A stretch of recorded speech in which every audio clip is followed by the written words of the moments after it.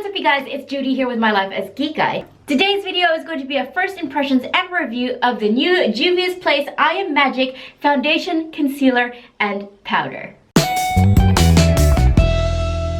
I want to give a really heartfelt shout out. The Kikay family has grown quickly in a very short amount of time, so I want to say if you're new here, welcome to my channel. My name is Judy. I do videos on product reviews, makeup tutorials, and lifestyle advice. And all of these videos I create with the aim and the goal in mind to entertain, educate, and enrich the lives of every single person who comes through my channel. If you're a new subscriber here to my channel, then welcome. Thank you so much for being here. If you're returning, welcome back. I really truly appreciate you returning here and watching my videos. So I finally got my shizness together and managed to get my hands on the Juvia's Place I Am Magic concealers, foundations, and powder. I know I'm a little bit late to the party, but the shipping from Juvia's Place took about 3 weeks to get to me, and on top of that, when I first initially tried to purchase these products, they were out of stock, and then I had to wait for restock. So altogether, to get these products, it took me about 3 orders. But that's okay, the hustle is real, the work, the show must go on.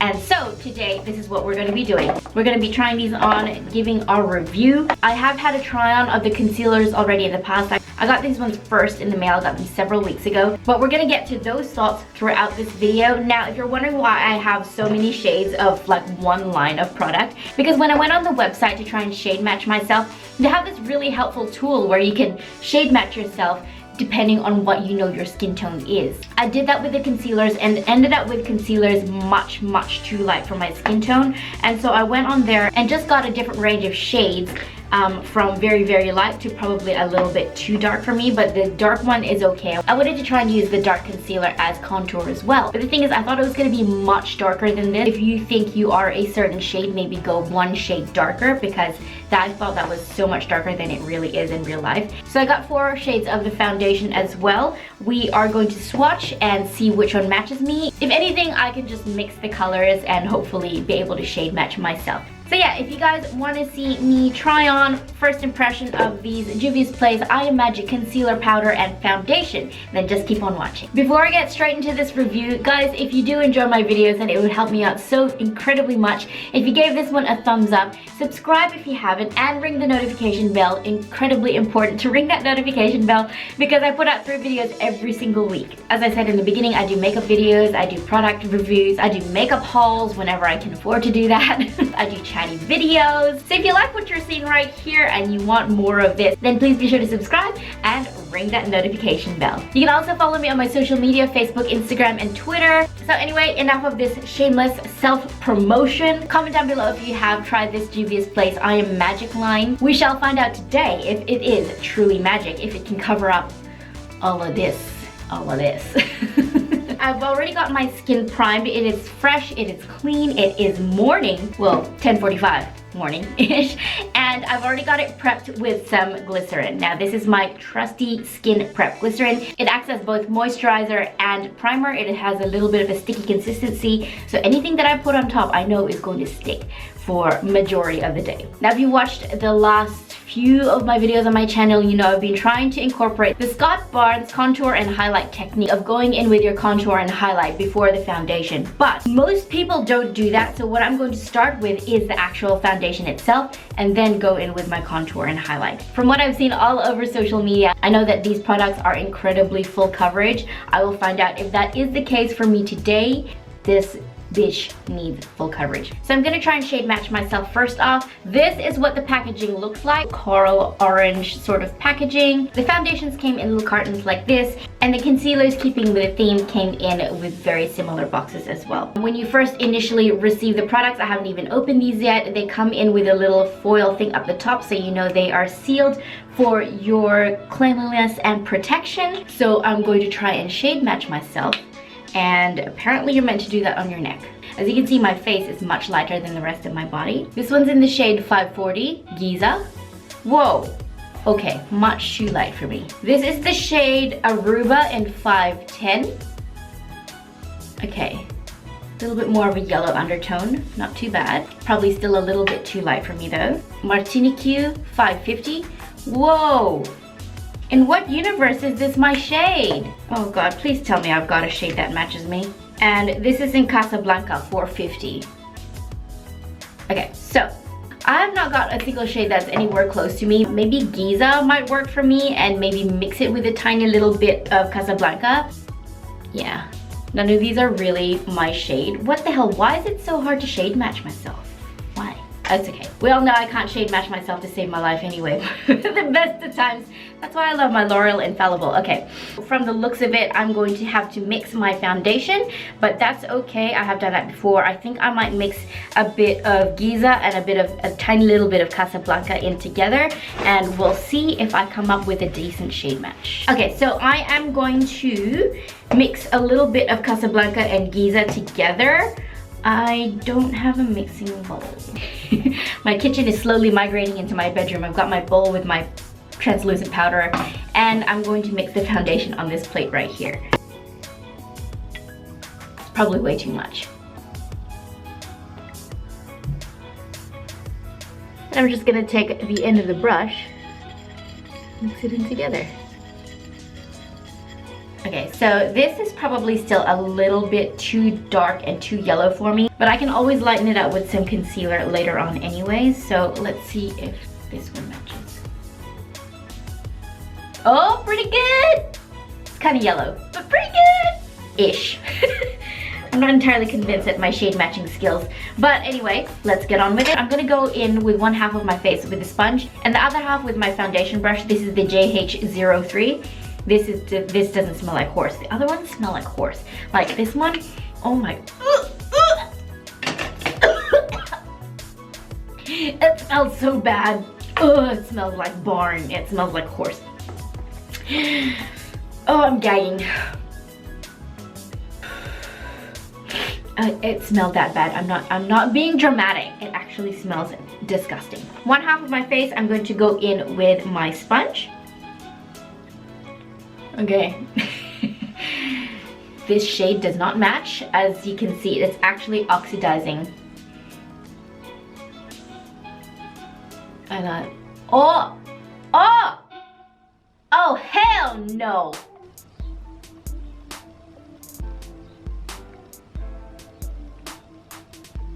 It kind of matches the rest of my body though. It's just my face isn't yellow, but the rest of my body is. What should I do? Should I keep going? Blend it down my neck and see. Yep, I am yellow. It's just my face isn't. Okay, so look at that. Instant coverage. I didn't even have to pat that in a lot. I'm gonna apply the foundation and then we'll talk about it, okay? Oh, girl. You look like a carrot top. Okay, the coverage on this is insane. Look at this. And then, oh my gosh. You look crazy, girl. You look crazy. All right, I'm gonna go in with a brush on the other side. Damn. Check out that coverage though.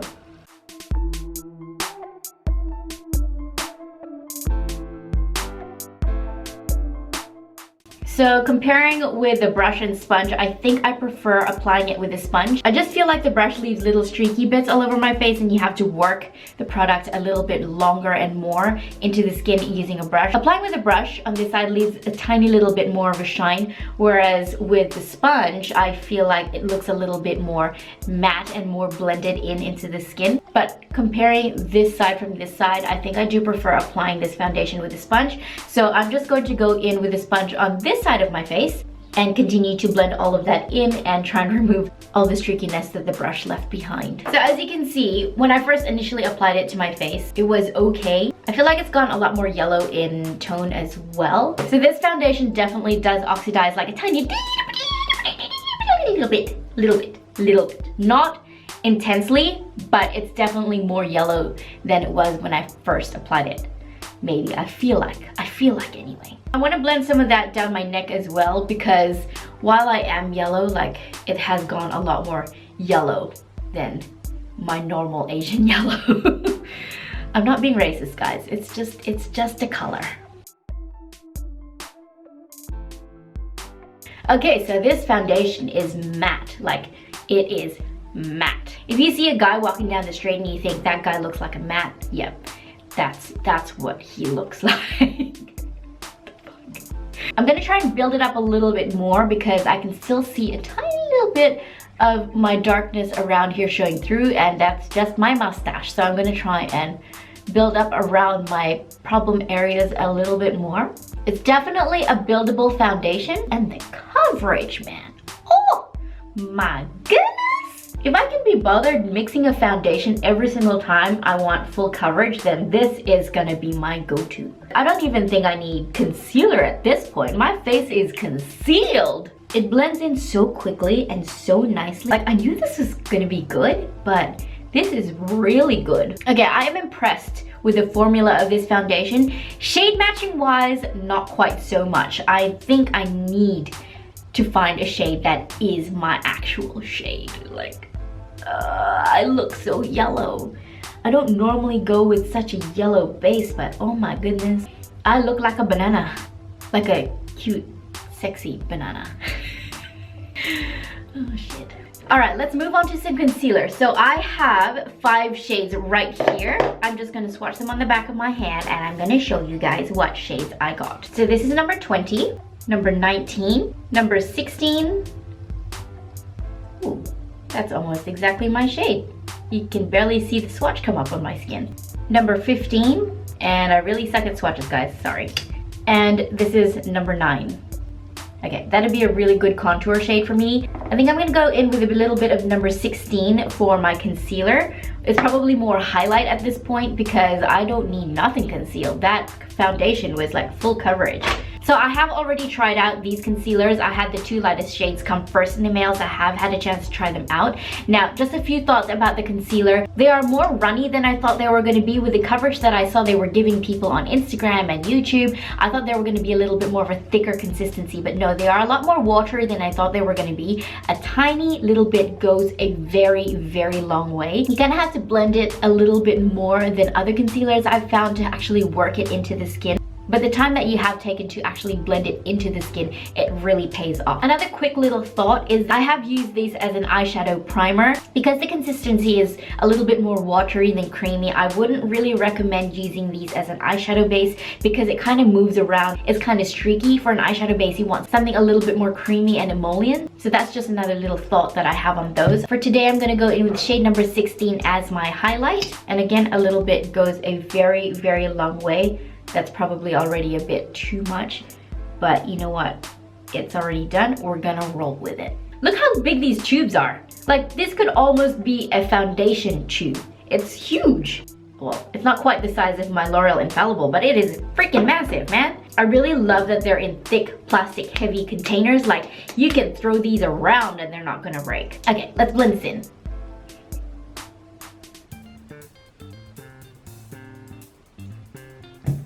That literally blended in like 5 seconds. I didn't speed that up or cut that clip. Okay, so that concealer shade was probably a little bit too close to what I'm already wearing, so I'm gonna go in with a tiny little bit of that lighter shade. This one is number 19. I'm just gonna go in with a tiny little bit of that under the eyes, just to give myself a little bit more brightness. Wearing this concealer right now under my eyes, the initial application, this happened the first time that I wore it too. I don't know why it's stinging. It's not an unbearable stinging sensation, but it's definitely there, and it doesn't happen with any other concealer that I use. So I don't know what the ingredient is in these concealers, but there is something in there that is stinging my under eyes very slightly, only a little bit. It's not a deal breaker for me. If it was making my eyes actually water, then I will be calling the police. Okay, so that blended in really quickly and really beautifully, and it's given me a nice little bit of highlight and reduced that yellowness that I had going on before. Okay, now I'm gonna go in with the shade number 9 and use this as a bit of contour.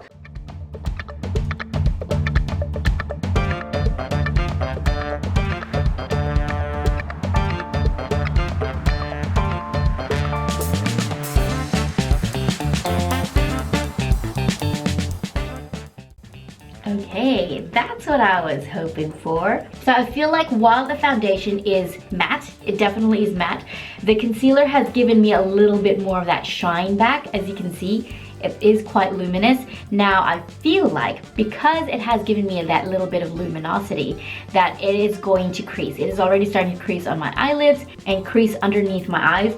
So that is where we cue the entrance of this Juvia's Place setting powder. Now I got it in the shade Sahara. They only came out with 4 shades, so it's probably the one closest to my skin tone. My hands are yellow.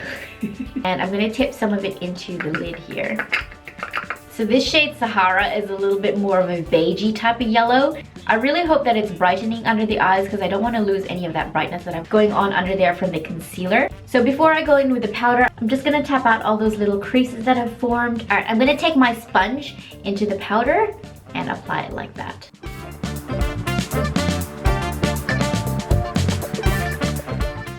It's not really a very brightening powder. It's definitely setting whatever is underneath it. I hope it works well with other concealers and foundations, but we shall definitely find that out in the coming weeks because I'm going to continue using these products and see how they work with other things, not just everything in their own little magical family. So I'm just going to take a little bit more of that powder and pat that around my mouth and probably just set the rest of my face with it as well.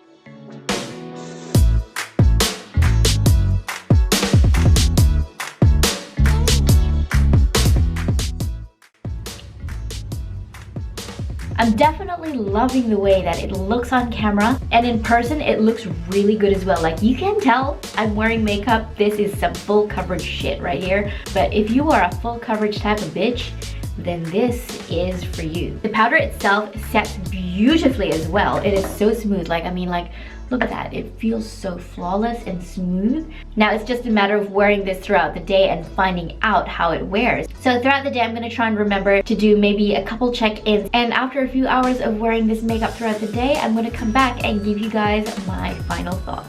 3 hours later. Okay, I'm back. As soon as I stopped filming that last little bit, I heard my doorbell ring and I had some friends from out of town drop in and come by and see me. It was completely unexpected and it was just really, really nice to see them. So I was hanging out with them for another couple of hours. I cooked some of my famous spring rolls for them for lunch and it was just really nice to hang out with them. It's only been about 3 hours now that I've been wearing this makeup. And I have some thoughts, so let's talk about them. First of all, this foundation is not transfer proof. I did bring the powder down my neck, and as you will see in this clip. Okay, so John, yeah. This makeup isn't transfer proof because I gave John a hug before, and it's all over his shoulder. My mates came to visit me just before, and it's not transfer proof.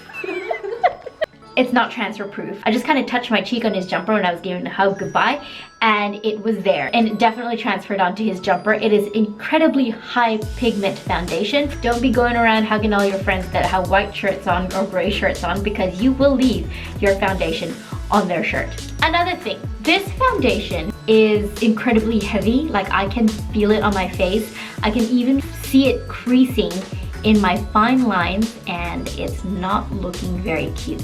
Now, I have not touched up at all in the last 3 hours. My smile lines are definitely there. I'm gonna bring you guys up close and you will see what this looks like just after 3 hours. I have not touched up anything.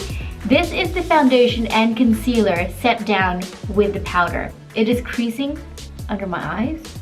And I set that down with powder too. It's already breaking up and oiling up around my nose. And you can definitely see the texture around my mouth, and you can for sure see the foundation sitting on my skin. It actually looks okay from far away, but if this is how the foundation wears after 3 hours, then I wouldn't really like to know how the foundation wears after 8 hours on a really hot day, because it is winter right now. It is bloody cold and my skin type isn't even that oily. I feel like it could look nice after I've touched it up with maybe a little bit of powder. So I'm going to go in with the sponge again and just tap out all those creases and see if it looks any better or any worse. So I don't have any extra product on my sponge here.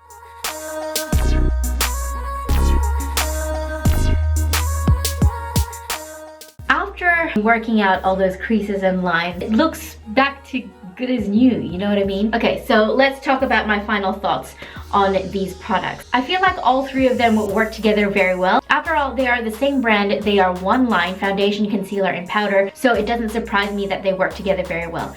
Coverage-wise, spot on. It is full coverage. You can cover all your multitude of sins with this foundation, concealer, and powder. As far as wear time goes, after only wearing it for 3 hours, it started to crease. But just after touching up, just patting it all back into the skin with a sponge and no extra product, it was back to good as new. The creasing is not as prominent. It's still kind of settling into my fine lines, but that's just the way it is. I have fine lines under my eyes. I have smile lines around my mouth and around my eyes. What can you do? It's something that a lot of people have. I suppose if you use more of a pore filling primer or like one of those blurring primers, it might work even better. So I'm going to have to try and use this foundation again with maybe more of a blurring primer underneath. Wear time, it is definitely still there after 3 hours. It did just crease and go a little bit oily and break around the nose. But after patting it in again with a sponge, it was fine. This is purely my first impressions on this foundation. And to be completely 100% honest, I don't think that this foundation is going to work for everybody, especially those of you with a very oily skin type. You might have to go in with a little bit more powder, maybe more of a matte primer.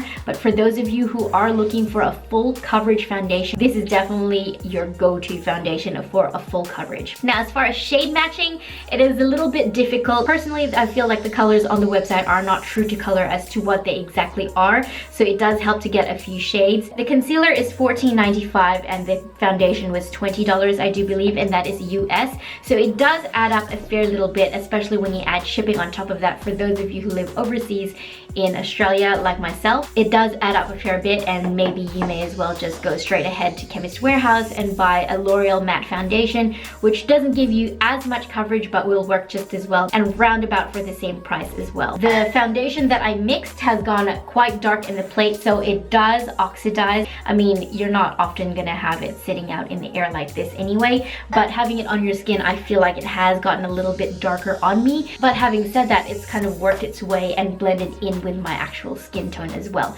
So there's that. So overall, I like this foundation, concealer, and powder. I like the way they work together.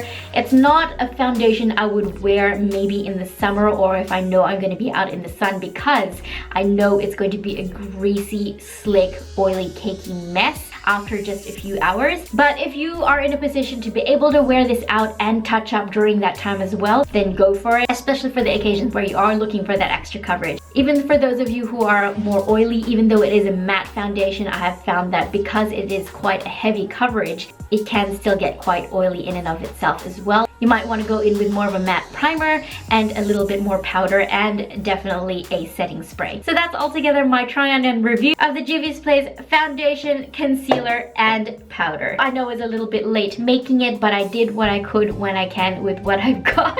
I hope you guys enjoyed this video and found it helpful and informative, maybe in being able to decide before you go ahead and buy these products for yourself. Thank you guys for watching this video. If you did enjoy it, please give it a thumbs up, subscribe before you leave, and ring the notification bell because I put out 3 videos every single week. You can also follow me on social media, Facebook, Instagram, and Twitter. All of them are lifeaskikay. Thank you guys so much for watching. Thank you for being here. I really, truly appreciate that you've chosen to spend your time here with me today. I'll see you guys in my next video. Bye!